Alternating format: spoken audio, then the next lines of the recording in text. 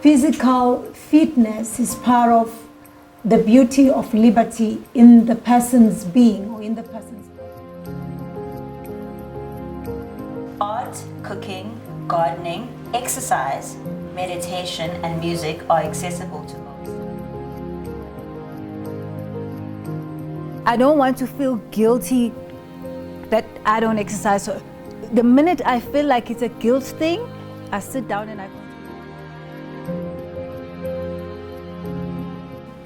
Love who you are. Yeah. Receive who you are.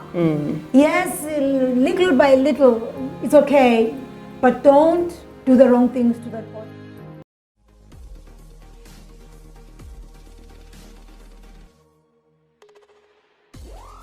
To the greatest you at home, it's us back, the Fit Crew. Freedom in truth. When you are walking and living in truth, you will always be free. It matters not whether you've got the cash or you don't have it, but we love the cash. But truth is the way to go. We're back on another beautiful and yet very ignored by many of us. So some people think that I'm guilty and I'm gonna shock them. I'm gonna shock them. And that is the physical part of wellness. The physical part of wellness. Is it possible that physically we can find ourselves in cages in life where we cannot be a part of life that is fulfilling us, and that us being contributors to that life? So physical fitness really does not mean only going to the gym, but I think I'm looking at physical fitness or the illness thereof of our physical being, from levels of either sickness where you are incapacitated through your body to become a full partaker of life. But because there is a perception amongst us in this group that I am a victim of physical unfitness, It's a nice way to put it. I would love for my team here, you know, to comment on physical fitness and how they believe that it is critical to bringing stability and completeness of being, but from a physical point of view. I think I'd like to go first. So here's one thing we need to iron out first. Before we say physical, like people have that mentality of when you say you're physically fit, you're talking about I'm always at the gym. In the morning, gym. After work, if I work, or after school, if I'm at school, gym. It's not only about that, it's also about what you eat, what you feed your body. Yeah. If you're going to feed your body sweets all the time, but still go to the gym, what are you really doing? What are you really doing, you know? So I do feel like being physically fit is very, very important because it does also contribute to how you feel emotionally. Yeah, it does contribute because if you are not, I'm going to make an example, if you're not fit, like physically, and you wake up in the morning, you cannot have a fruitful, productive day because you're going to feel like, I'm so tired, I'm so sluggish. So when it's time to get things done, I'm going to open the laptop, you open one tab and you just, they're like, man, I'm so tired, I just need a snack. You're going to feel like, okay, I need to go to the shops and just buy a few things for the house. Guys, I'm so lazy because you're not physically fit. So I strongly believe that you need to be physically fit to also stabilize everything else that goes on in your life. So Yeah, it's very interesting. Not the sugar. The sugar just brings the adrenaline, but it kills certain aspects. Yeah. I think for me as well, just to kind of like take from what Nobuhle said as well about it being it contributing to your emotional well-being in a lot of ways. Number one, there's also again just taking off what she said. There's not a single picture of what a physically fit person should be. Some of us, look, I definitely inherited my body from you. So, like, I've been riding that wave, and I do very little to stay the way I am. But it doesn't mean a person who's twice my size is not physically fit. Yeah. They can be physically fit for themselves. So it doesn't have one standard picture of what physically fit is. But again, touching especially on the emotional part, there's a little fun fact that I got here from this Instagram page called Philosophy of Leisure. And they say here, art, cooking, gardening, exercise, meditation, and music are accessible to most and can be among the analog solutions to balance technology exhaustion and brain fatigue. Yeah. And for me, that's what I use exercise for. Even sometimes when I don't feel like it, like after work, Nobuhle knows, it's always like, yo, let's get in gym shorts, let's go for a run, let's do something. And by the end of that, all the exhaustion I'd been feeling throughout the day, it's just a way of me winding down my day. So in as much as we use fitness to improve our own bodies. It does play a major role for me mentally, and that's what I personally use fitness for. Wow. Wow. Interesting. Do you ever go to the gym? No, actually, I have a thing about people sweating together that I just can't stand. I'm sorry, I don't. So I walk. I do a lot of walking. For the first time this week, I ran. Okay. Because it's different. My walks are normally prayer walks because when I'm praying, it's my time out, shut down before getting into work, zone out type of thing. But I do know, my sister reminded me that, you are riding on mom's genes, right? But you do know that time is running out. You need to start exercising because that body is going to start going a different way. And now I do, and that's why I think I started running this week, because I thought, oh, maybe, I need to run to keep fit. But I think the thing I don't like, I just don't do anything out of guilt. Because then I don't want to feel guilty that I don't exercise. So the minute I feel like it's a guilt thing, I sit down and I continue with what I'm doing, because I don't want to do anything out of guilt. Because the minute I feel like that, I will do it, then I'll come back and I'll eat my whole house. Nothing's going to change. So it's an emotional thing as well, that when you start feeling like the world is defining what fitness ought to be, how I ought to look, but I can't really, it's not attainable for me, then I'm feeling guilty.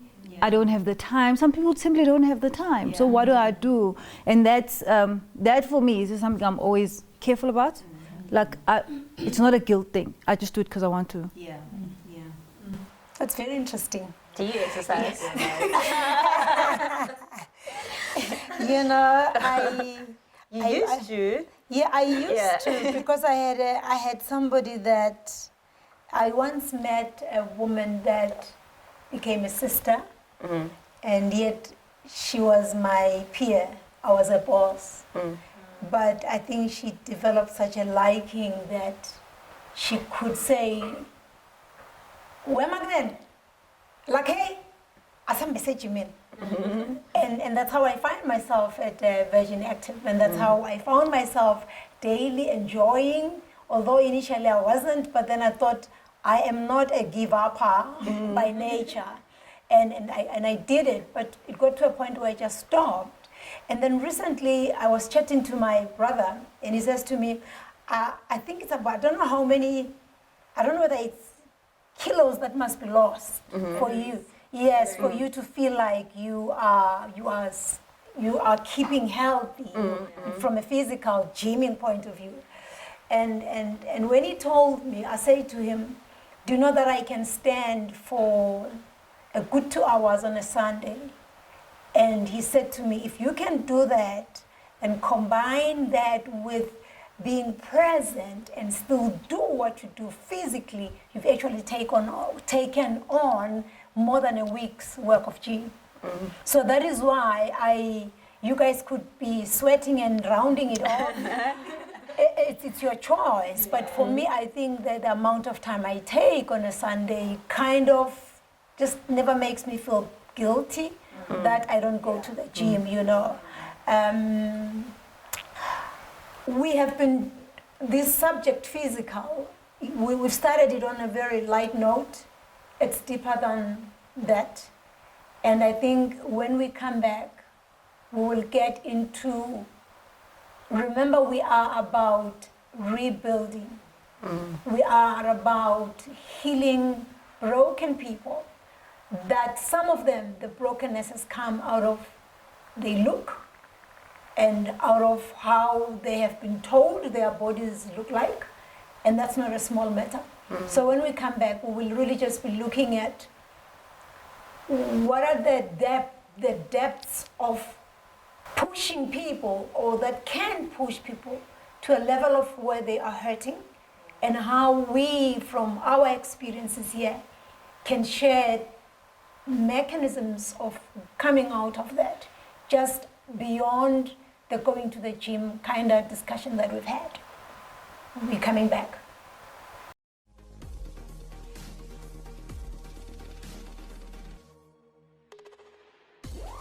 It's us, we are back on physical fitness, or the lack thereof, that ends up adding to who we are, what we do, and how we view the world around us.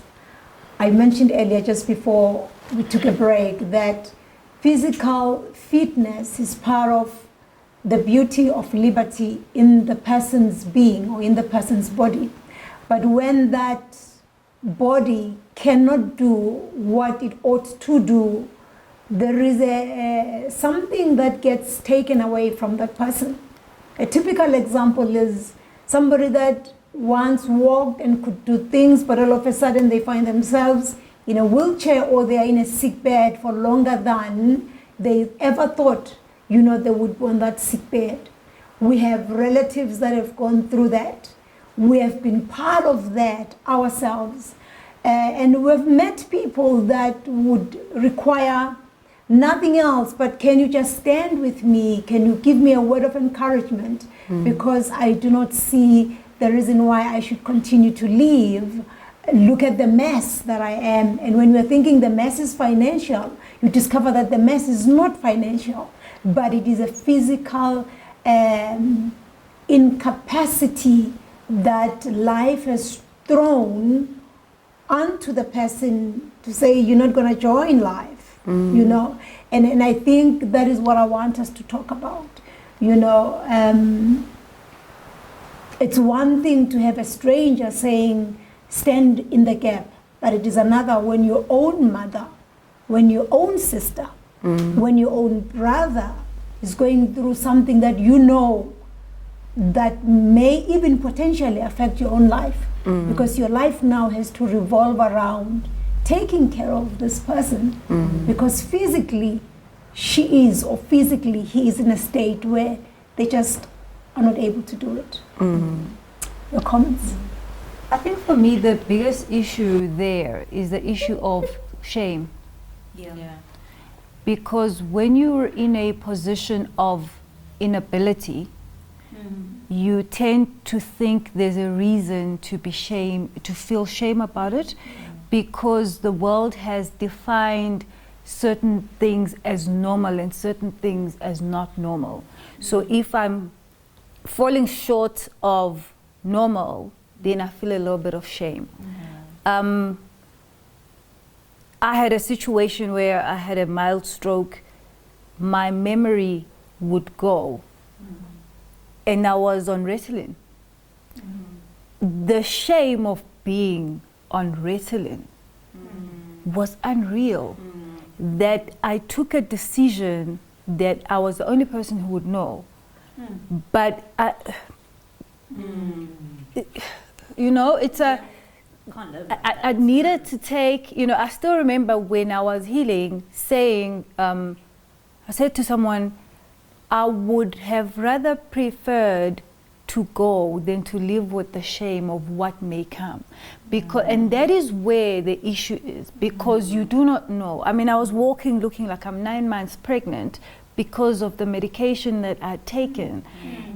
And this is what, so the minute I was above the shame, I could be okay. You know, and that is the biggest thing, that even when we walk with people who are there, you know, it's one thing to say to a person was alright, or snap out of it. There's no snapping out of it, you know, and that is something that if I'm helping a person who's feeling physically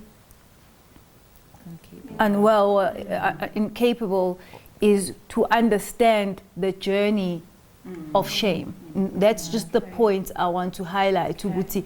It's not a simple matter. It's something I must find within myself. And that's what you ought to be guiding me towards if you are helping me. You know, don't dismiss where I am.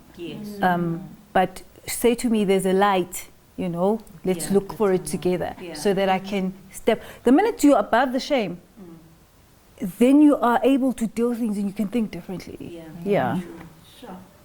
Wow, that's very hectic, because I never thought yet from that perspective immediately, and yet many of the cases where you find people without discrediting their whole body fixing mechanism, it is literally coming out of the shame that I don't have big enough. So because I don't have big enough, I need to go pump them. I don't have big enough, and this American woman that I'm not going to mention, she looks like she's got it at the back, and I've got to go add. It is all about the fact that you are not receiving, you are not receptive of who you are, you know, and then I always find that that tendency has a lot to do with perfectionists. The shame has got to do with people that have grown up to be perfections or perfectionists. So therefore there is nothing that can ever be wrong with them. And yet we all just are in a new era where we woke up and we were reminded that we do not have it all together. It can flip like this, and so can it flip in a body. And I think from that, just from that, you know, the shame story and the fact that nothing should ever go wrong, you know, when that wrong happens, people like that are those kind of personalities, they really would struggle to come out of it.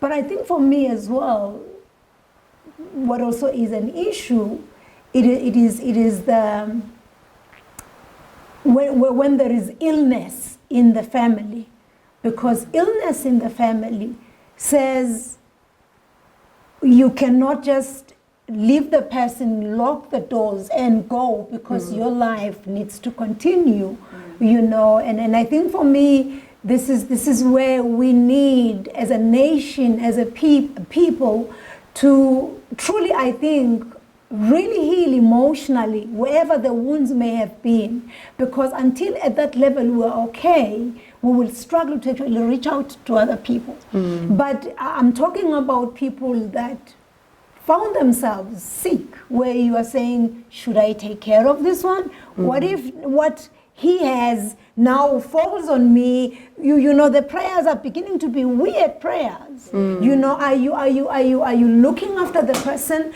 because you are feeling, because you are doing it out of love, or you are serving the person, you are looking after the person because you are also fearful, or you are wishing, hi, me, you have been coughing more than, therefore I need to do this continuously, you know.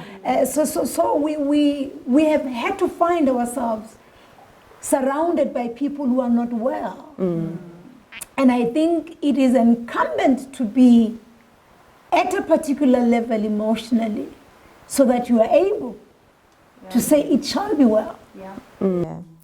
I think I have an experience with that. It's a very funny story for me, but it's also been like kind of emotional. Also, you had to like with this, like I had to be physically fit. Get that? Physically fit. So yeah, I had my great grandmother. She was really sick and we did not understand. I'm the youngest. I'm her baby. Like I feel like last born. I don't care who. Last born. So when she started falling sick, I'm like, okay, God, what are we to do now? I had to prepare myself mentally. I had to prepare my emotions. Because I didn't want to find myself being irritated by her needing me to get her water or her needing me to come to the hospital with her. Because also that's another factor. Guys, going to the hospital, you needed to be physically fit, right? Yeah. You needed to be physically fit, emotionally fit, and mentally it's okay. Even if I see another sick person, it's fine. Like everything will be okay. As long as this person, for me, it's as long as she's okay, trust me to be there, you know. So yeah, I won't lie, there were points where I felt like, okay, this is the funny part, where I feel like, yo, Marakel now, eh? Yo, Marakel now, eh? Because there'll be days where she had a diet, ne? So obviously now the whole shopping in the house has to change. So she had a diet and she loves food. So in the diet she was really restricted to what and what not to eat. And what she was not allowed to eat was her favorite food. So now I'd come to her like with a plate full of veggies. Saibo, lalela, I'm tired of being a rabbit. We won't tell your mom, just a bit of pap. You know, don't tell anyone, just a bit of pap. So basically you just need to be, when you're around people that are incapable of being, you need to be there. Like you need to be their pillar. You need to be fit enough to be their pillar. If they break down because they're feeling some type of way inside that you can't, you need to be there. So that's my whole idea of fitness. In fact, it's amazing that, you know, you're making a very deep comment, because young as you are, I remember calling, I was like a doctor on the phone and I would say, have you taken the readings? Where is she? Who has she gone with? And I would always be told that you have taken her, you know. And I think for me that's deep. It's deep because I'm saying, where are her children? Where are her children? And the core, the little girl is the one that must go in queue. And I think that was very noble. But you've got to have a heart and love for people to go to those extents. True. Because honestly, between you and my mother, I think there is a huge different gap of years where you are actually wanting to be doing girly thing, but I would find that it's you who had taken her to hospital.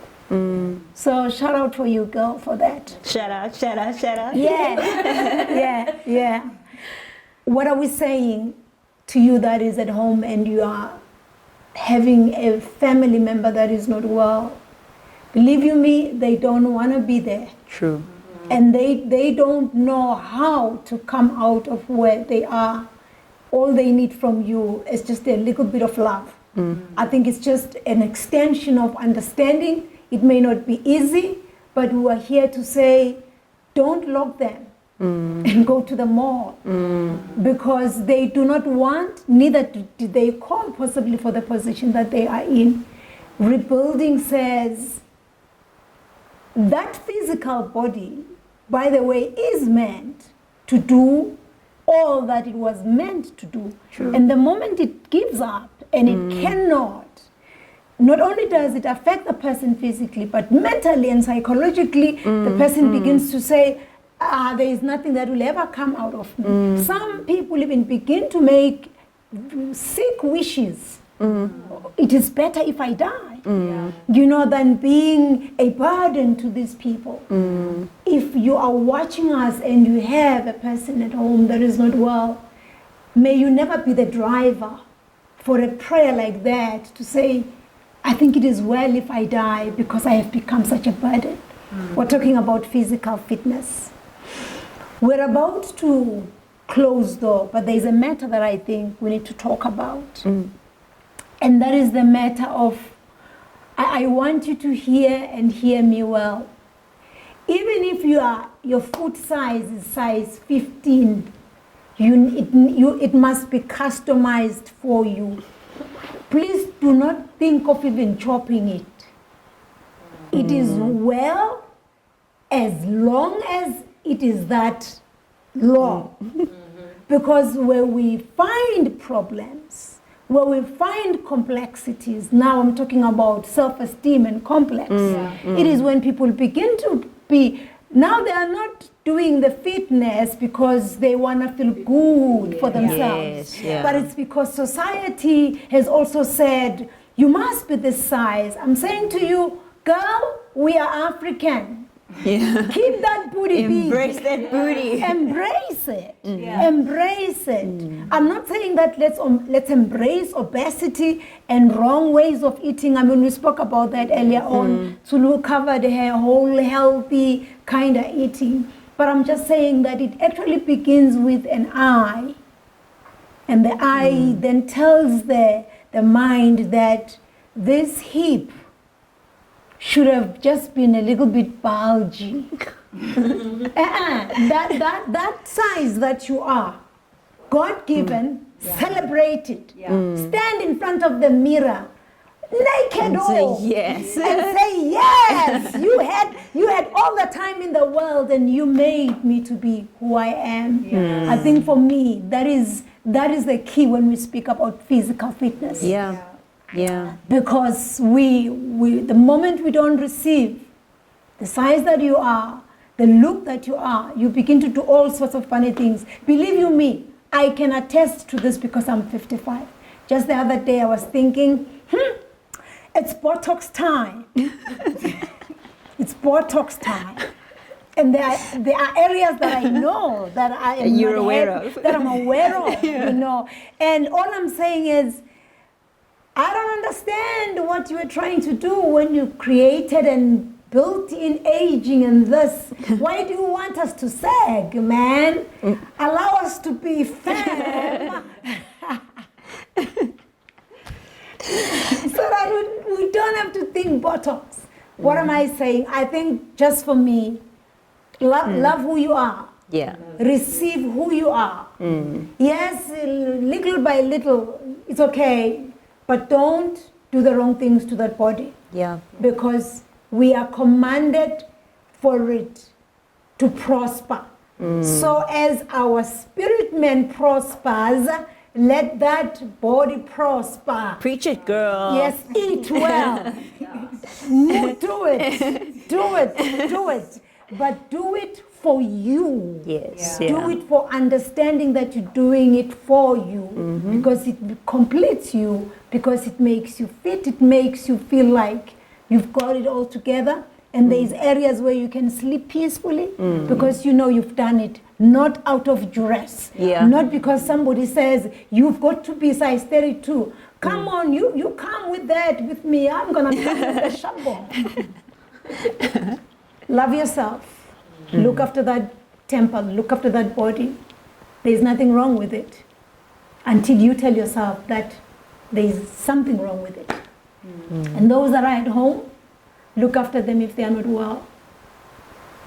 We just want to celebrate those people that have looked after other people during the times in our lives where we've had to look after our beloveds that are not well. God bless you and God give you more love for people. Outside love, this thing ain't doable. Bless you and see you next time.